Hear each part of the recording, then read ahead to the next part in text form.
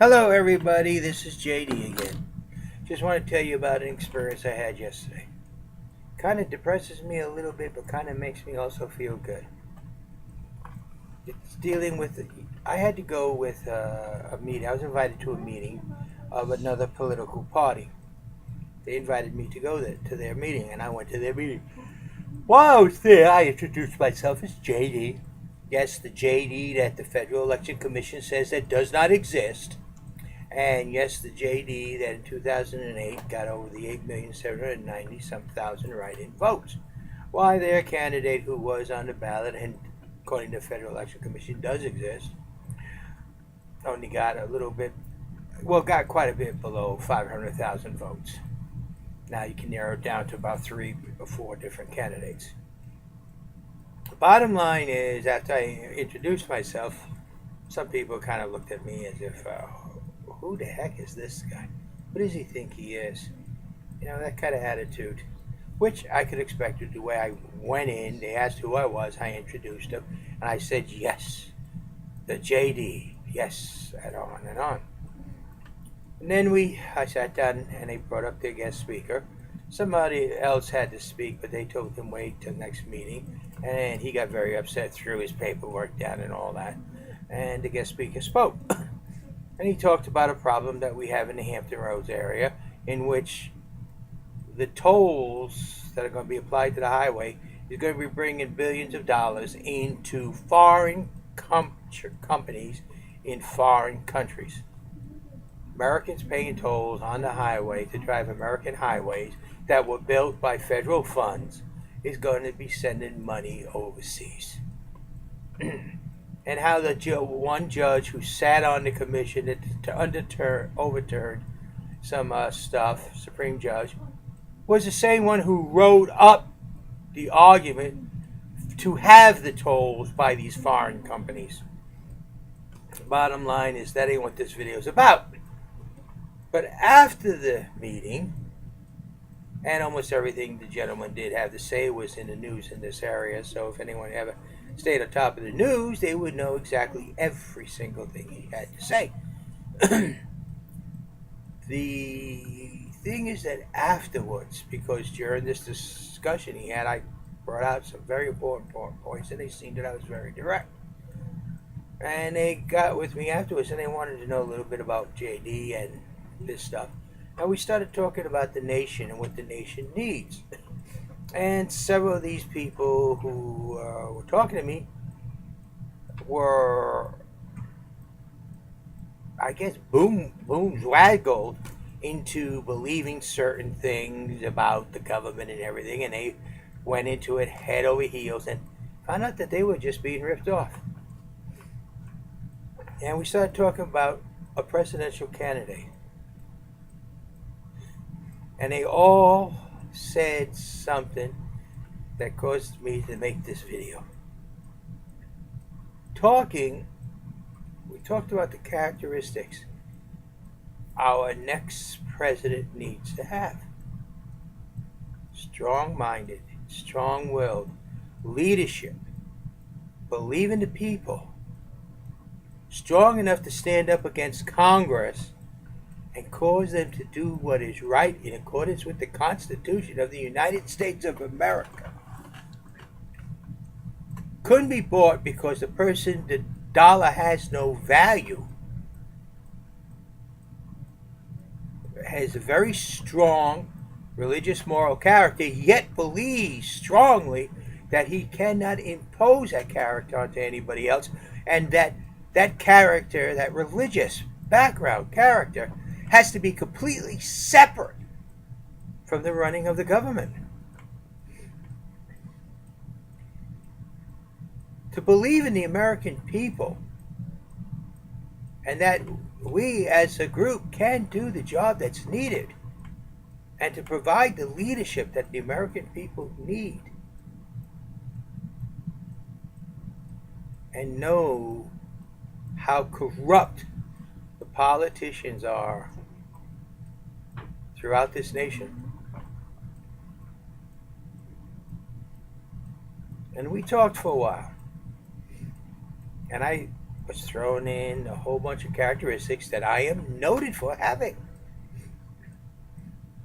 Like my wife, she tells me if we ever win the lottery, she's not going to tell me because she's afraid I'm going to give it all away. As long as we have enough to live on, I don't need any more. And I assure her that she will get what she wants and be taken care of. But we don't need all those millions. So, someone that can't be bought, someone that money has no value, someone that's strong-willed, someone who could stand up against Congress with the American people, and someone that is boisterous enough and arrogant enough to stand before Congress and tell them what they are and what they are doing wrong that needs to be corrected. And you know what they all said to me? They truly believe there's nobody at all within this country that can meet those requirements. And that's the minimum requirements that our president would need to have. I said, well, wait a minute, there is. There's at least one in this nation. And they say, who? I said, you're looking at him, JD. And then they asked me a bunch of other questions. And then I gave them the spelling of my name, JD, CRIVEAU, told them to just search it in their search engines, and they will find who I am. And if they wish to talk, get in touch with me after they check me out. Which I tell all of you, check me out before you decide.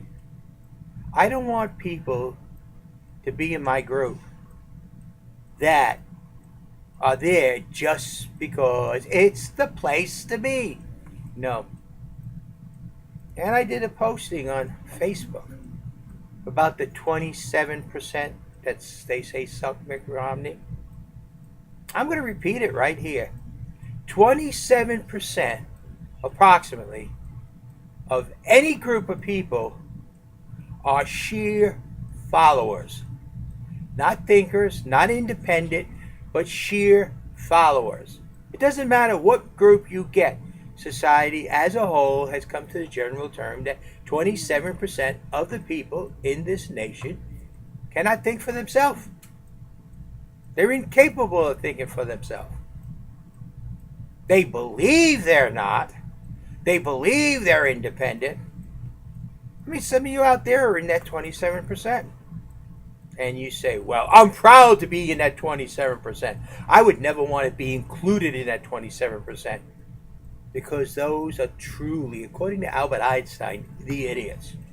According to our society, you're insane. And how do I get to say that? According to Albert Einstein, you're an idiot. According to our society, you're insane. Because that 27% does the same thing over and over and over again, expecting different results, never getting any different results, and continue to do the same thing. It's just like if Hillary Clinton runs. She's going to run as a Democrat, and people are going to jump on it because of two things. One, the Democrats are going to, we got Hillary Clinton. And the other one is, it's the first woman. Let's vote the first woman. Well, we voted in the first African American, and see the mess we got. When are we going to stop voting people in because of their physical characteristics? She's just as strong a socialist as Nancy Pelosi and Obama. Can this country stand another 4 years of socialism? No. Now get back to that 27%. How do I describe the 27% personally? I personally describe them the ones that have mommy tell them what to do. Daddy tells them what to do. The union tells them what to do. If there's not somebody to tell them how to vote, what to do, and who decide, they don't know what to do because they can't figure it out themselves. They're not smart enough to be independent. And that's what that 27% is. If you want to be in the group, that's fine. You're more than welcome, because JD doesn't even want you. Because he doesn't want followers that are just yes sir, yes sir, yes sir. He doesn't want followers that, well, this person said, that person told me to do it, this person told me. He wants people who believe in themselves, moreover, think for themselves, and is smart enough to make an intelligent decision. I want the people who don't vote to realize we need you now. We need you more than you could ever imagine to research, look at the people, and then listen to what they have to say. Any guy or female that promises you all kinds of things is the person to run from. I'm going to tell you that right up front. Because the government is you. And only you can make the decisions that what need to be and don't need to be. Look at Obamacare if you want. What that has done to your ability to get decent medical insurance. Just about destroyed it, hasn't it? That's socialism for you. Socialism will downgrade our society, downgrade our standard of living, downgrade our ability, yet at the same time, socialism is going to raise your taxes. The more it's socialized, the more money it needs. The larger the government, the more socialism. The smaller the government, the more freedoms you, the individual, will have. So, bottom line, JD, that's me here. What I have to offer is you, your voice. And that's what I'm taking to Washington, D.C. And through my experiences of life, I can promise you, Congress will hear your voice from day one. No more party time. Time to get down to work. I may last till somebody shoots me, or I may last 4 years, or I may last 8. But I will promise you this, however long I last, your voice is what Congress is going to hear. The Constitution is how they're going to abide. No more political party junk. The party will be over. You can use that as a campaign slogan. The party is over. It's time to get to work. I listened to the news today about how they're talking about the budget still. How there's going to be a discussion, a tidbits, and do a little thing to go over. Because the budget's covered till January. No, the budget should be covered till next October. That problem will be fixed, people. I promise you that problem. Well, not I promise you, I tell you that problem will be fixed. Because it's your voice that says that problem has to be fixed. You want it fixed. I've heard that this October loud and strong. Your voice will go to Washington. Congress, both the House and Senate, is not going to like what you all have to say, but they're going to hear it. And they're going to start doing the job that you expect them to do. Not the job the Republican Party does, not the job that the Democrat Party does. Nope, we don't need those lobbyists in our Congress. So people, like I told them at this meeting, there is a person in this country that has the attributes needed. You are looking at him, and you out there are looking at him. It's just that you have to search it out. You have to make the decision, and you have to support me. Because the only way I can bring your voice to Washington, D.C. is for you to come with me. And that's through your support. I also told them one other thing. They're complaining about how it costs us so much to run for this or run for that. No. Give the people a candidate they can get excited about, and the people will ensure the financial support needed for that candidate. Continue to give the people nobodies and expect nothing in return. I'm not a nobody, far from it. But you all have to get my word out there to everybody. We can do it. We must do it. Our nation needs us to succeed.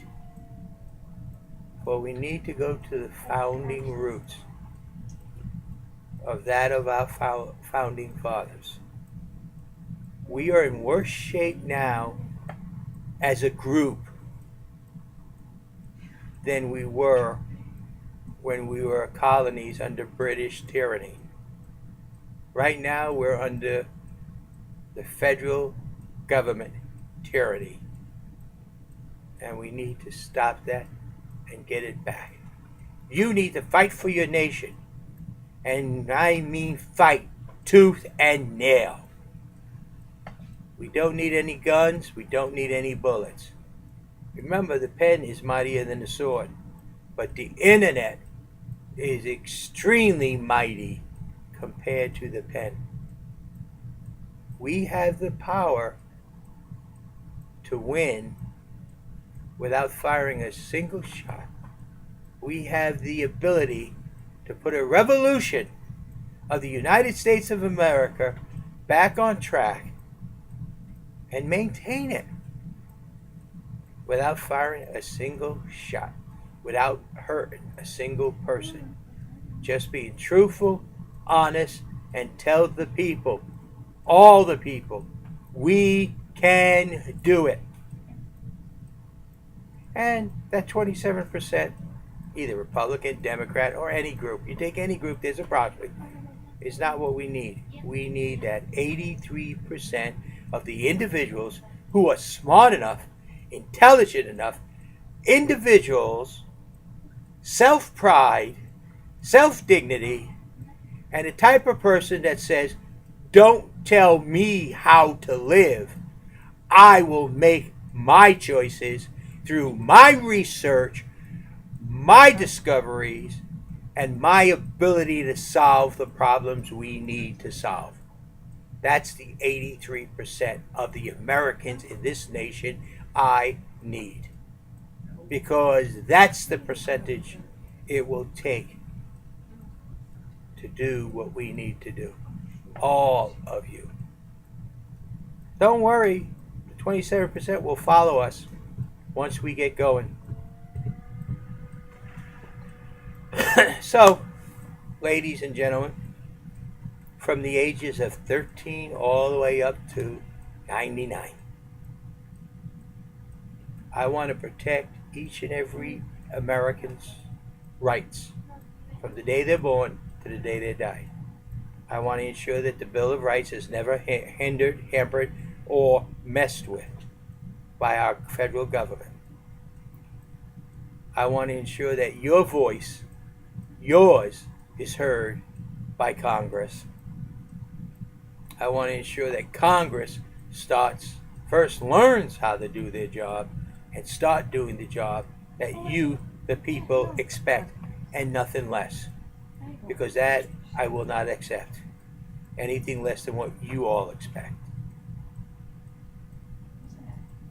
And inside the United States, I want every single American, every single person here to call me JD when I'm elected president.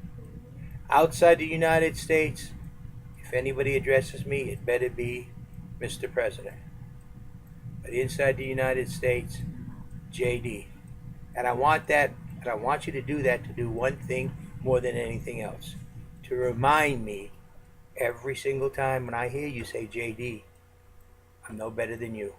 But we're together in this, and we shall succeed. Thank you. This is JD. Remember, JD and Deidre, you're winning political ticket for 2016. But only you can make that happen. You have a nice day, and thank you very much for your time.